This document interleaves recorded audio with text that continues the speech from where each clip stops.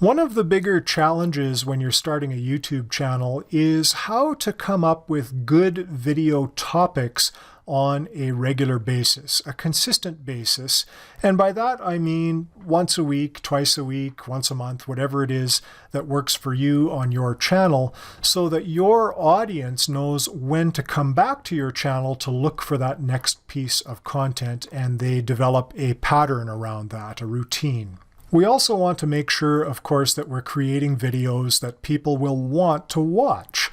Let's face it, if you put all the time and effort into recording a video and editing the video and creating the thumbnail and doing your title and description and everything and getting it up on YouTube, and then nobody watches it, the view count stays at 0 or maybe trickles up really slowly, you kind of feel like you've maybe wasted some of your time.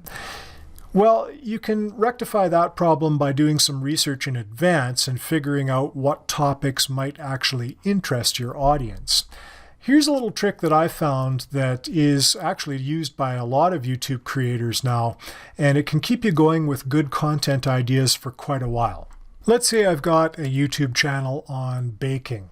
I'm going to just open up YouTube in an incognito window here, and the reason I'm doing that is because I'm going to use the search bar, and I don't want my own search history to have any impact on what comes up in the search bar.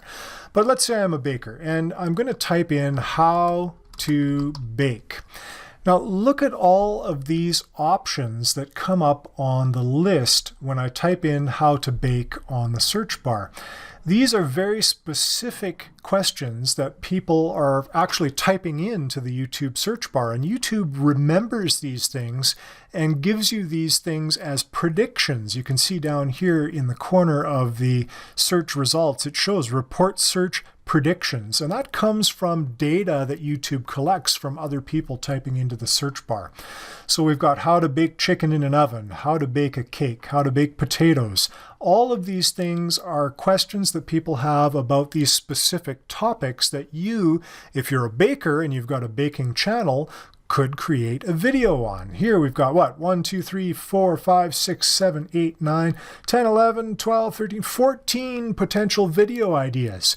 Now, if you're creating videos once a week, well, there you've got 14 weeks worth of videos.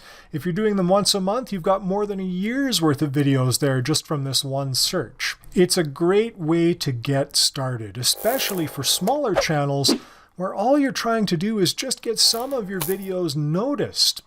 Remember that YouTube is a search engine, and in fact, it's the second largest search engine, second only to Google, which owns YouTube. And what do people do on search engines? Well, they type questions into the search bar because they're looking for an answer. So when you type a question into the YouTube search bar and you get that list of predictions, that list is an opportunity for you to provide all of those answers to your audience. As you do that over time, that's going to help you rank in search. It's going to help you start to show up in suggested videos. It's going to help you gain views, and it's going to help your channel grow.